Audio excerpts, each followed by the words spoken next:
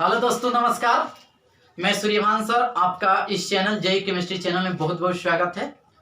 और आज हम लोग पढ़ने वाले हैं सरफेस केमिस्ट्री में कोलाइड का शुद्धिकरण, प्यूरिफिकेशन ऑफ कोलाइड।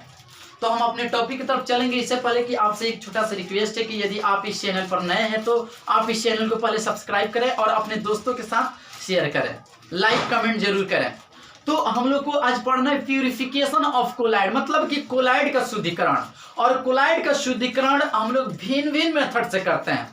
जैसे पहला मेथड है अपोहन विधि से कोलाइड का शुद्धिकरण, purification of colloid by dialysis process. Dialysis process में क्या होता है, इसमें हम लोग क्या करते हैं ना, एक पात्र में जल ले लेते हैं, एक बर्तन में क्या ले लेते हैं, जल लेते हैं, और उस जल को लेते हैं और एक लेते हैं अपोहक, एक क्या लेते हैं, अपोहक लेते हैं, और उस अपोहक में अशुद्ध कोलाइड जो होते हैं जिनका प्यूरिफिकेशन करना होता है उसमें स्टोर करके और जल में डुबो देते हैं। जल में क्या करते हैं, डुबो देते हैं।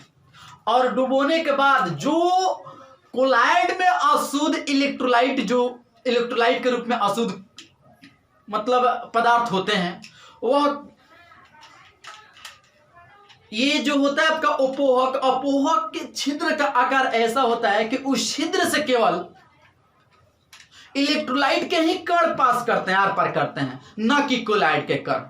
तो उसमें से उस अपोहक से आराम से, आसानी से इलेक्ट्रोलाइट जो अशुद्ध पदार्थ के रूप में कोलाइड में उपस्थित होते हैं वे आसानी से बाहर निकल जाते हैं और केवल बच जाता है क्या, तो बाबू मेरे ये बच जाता है केवल कोलाइड।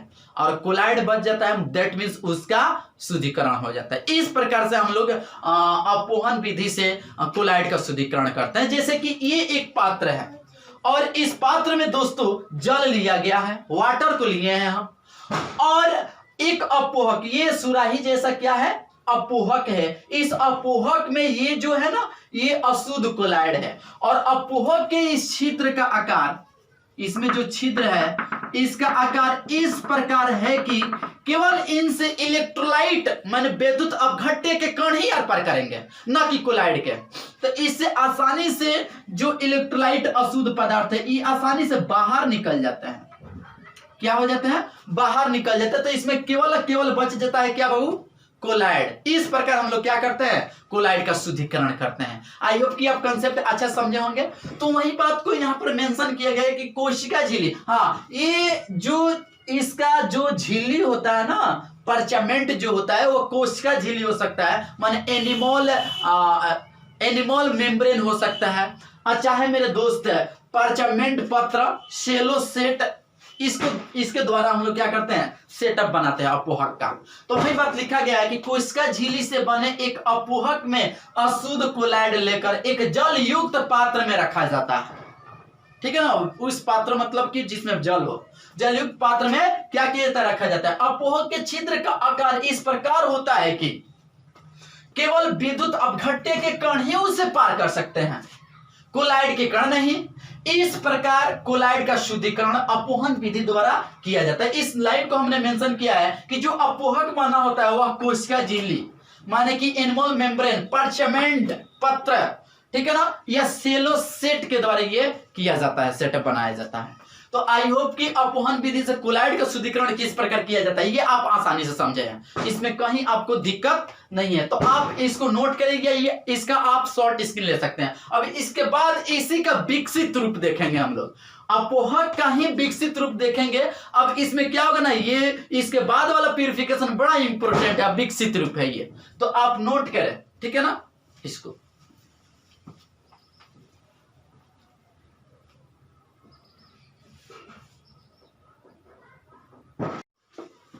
तो दोस्तों कोलाइड बनाने की सेकेंड विधि हम लोग देख रहे हैं, विद्युत अपोहक विधि या अपोहन विधि। मतलब अपोहन विधि का ही ये विकसित रूप होता है।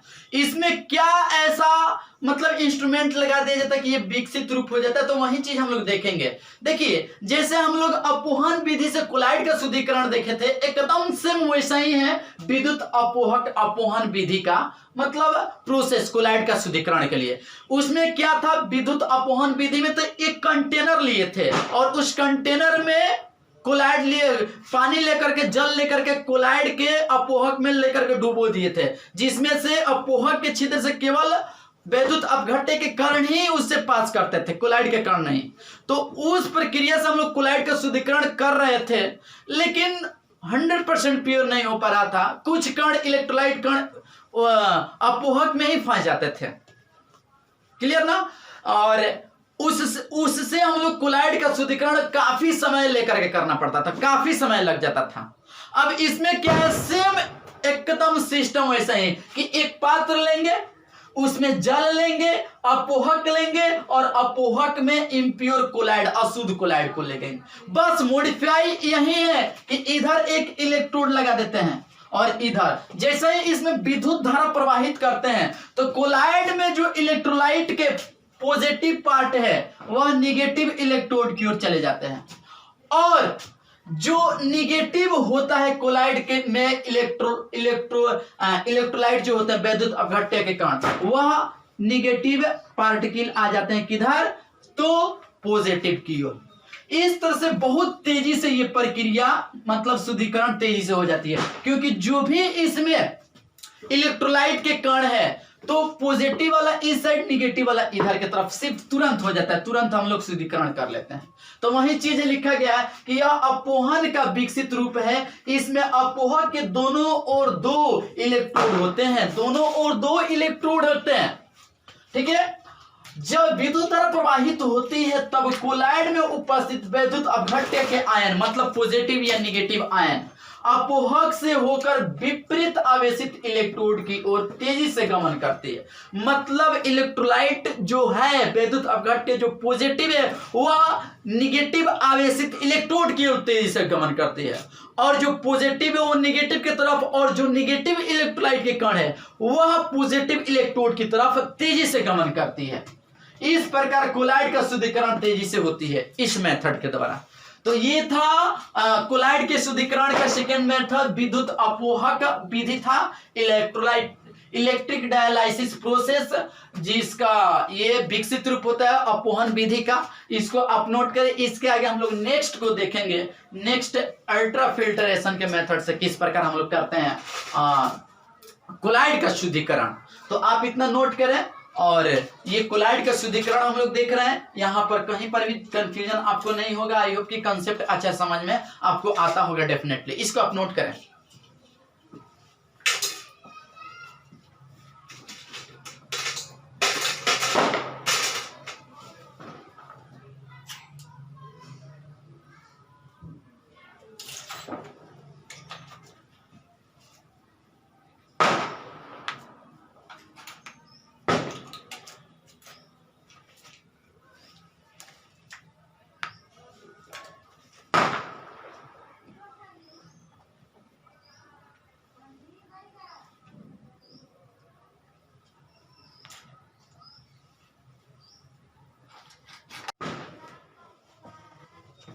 तो दोस्तों कोलाइड के शुद्धिकरण में नेक्स्ट मेथड हम देख रहे हैं अति सूक्ष्म निस्यंदन मतलब अल्ट्रा फिल्टरेशन के द्वारा कोलाइड का शुद्धिकरण।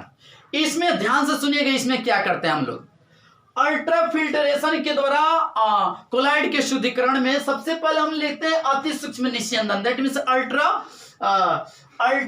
फिल्टरेशन।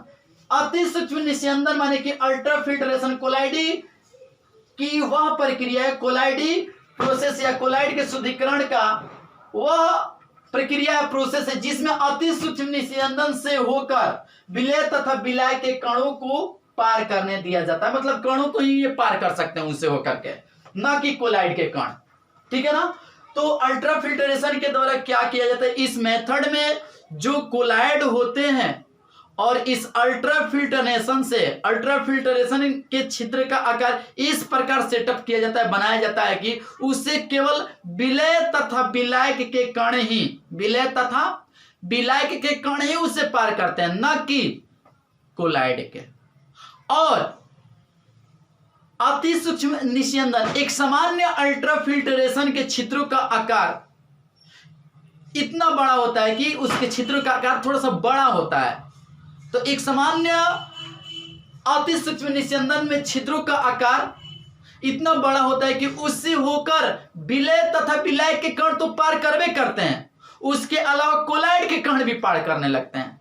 तो उसको हम लोग बनाते हैं, क्या करते हैं, अल्कोहल और ईथर जिसमें 4% नाइट्रोसेलुलोज होते हैं, उसका विलयन हम लोग बनाते हैं और उस विलयन में अल्ट्रा फिल्ट्रेशन को डुबोते हैं।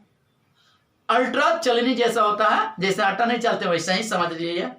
उस अल्ट्रा फिल्ट्रेशन को, अति सूक्ष्म निष्कासन को उसमें डाल के छोड़ देते हैं और उसमें फॉर्मल्डिहाइड दैट मींस फॉर्मेलिन को मिला देते हैं।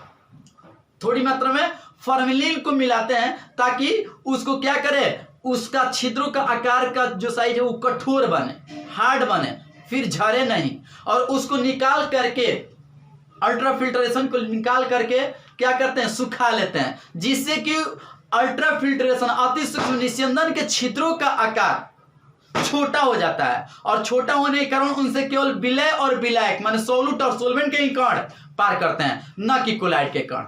इस प्रकार हम लोग कोलाइड को अलग और सोलूट सोलवेंट के पार्टिकल्स को अलग कर लेते हैं। इस प्रकार से हम लोग अल्ट्रा फिल्ट्रेशन के द्वारा कोलाइड का शुद्धिकरण करते हैं। वही बात जो हमने आपको समझाया दोस्त, वही बात यहाँ पर लिखा गया कि अति सूक्ष्म निस्यंदन कोलाइड की वह प्रक्रिया है, कोलाइड के शुद्धिकरण की वह प्रक्रिया है जिसमें अति सूक्ष्म निस्यंदन से होकर विलय तथा विलय के कण को ही पार करने दिया जाता है, कोलाइड के कण को नहीं। और हमने आपको बताया कि एक सामान्य निस्यंदन का आकार इतना बड़ा है कि उससे होकर विलय विलायक तथा कोलाइड के कण भी पार कर सकते हैं। इसलिए छिद्रों का आकार छोटा करना पड़ता है, छोटा किया जाता है। अब छोटा करने के लिए क्या करते हैं कि एक सामान्य निस्यंदनों के छिद्रों का आकार छोटा करने के लिए अल्कोहल तथा ईथर के विलयन में डाला जाता है, अल्ट्रा फिल्ट्रेशन को, अति सूक्ष्म निस्यंदन को, जिसमें 4% नाइट्रोसेलुलोज होता है, उसमें रहता है। ठीक है, विलयन में डुबोने के बाद सूक्ष्म मात्रा में फॉर्मेलिन, फॉर्मल्डिहाइड, HCHO डाल दिया जाता है, जिससे निस्यंदन का छिद्र छोटा तथा कठोर हो जाता है।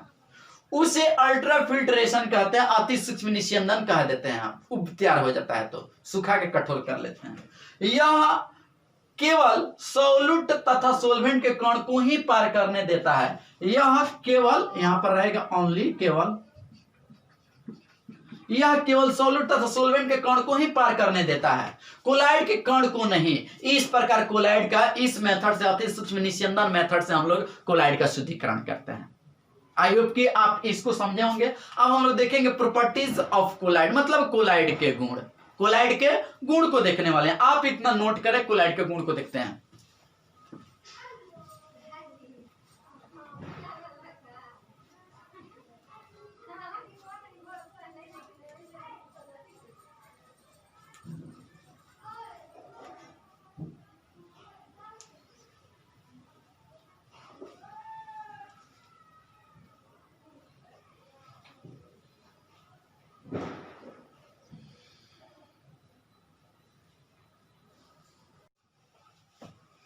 तो दोस्तों अब हम लोग देख रहे हैं प्रॉपर्टीज ऑफ कोलाइड, मतलब कि कोलाइड के गुण। कोलाइड के गुण क्या है? सबसे पहले कि फर्स्ट में कि जो कोलाइड के कण के आकार होते हैं वह 1 नैनोमीटर से लेकर के 1000 नैनोमीटर के बीच बिलोंग करता है, होता है। तो कोलाइड के कणों का आकार 1 नैनोमीटर से 1000 नैनोमीटर के बीच होता है। अब इसके हम विषमांग प्रकृति को देखते हैं, हेट्रोजीनियस नेचर को देखते हैं। तो जो कोलाइड होते हैं ना वह विषमांग प्रकृति के होते हैं, हेट्रोजीनियस मिक्सचर होता है। ठीक है ना, तो वही बात लिखा है, कोलाइड एक विषमांग विलयन है जिसमें परिक्षेपण माध्यम जिनकी मात्रा ज्यादा हो, परिचित प्रवास्ता के कण बिखरे होते हैं, फैले होते हैं, डिस्ट्रीब्यूट होते हैं। नेक्स्ट तीसरा अणुसंख्य गुणधर्म, कोलिगेटिव प्रॉपर्टीज। क्लासरूम में भी हम लोग पढ़े कोलिगेटिव प्रॉपर्टीज।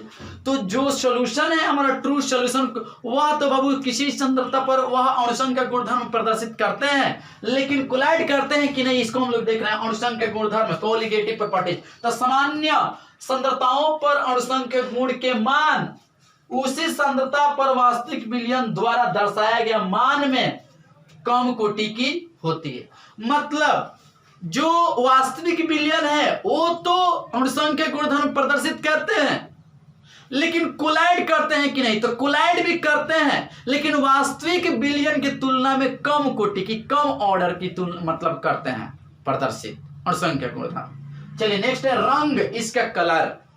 तो जो कोलाइड होते हैं बेसिकली वह रंगीन होते हैं, कलर्ड होते हैं।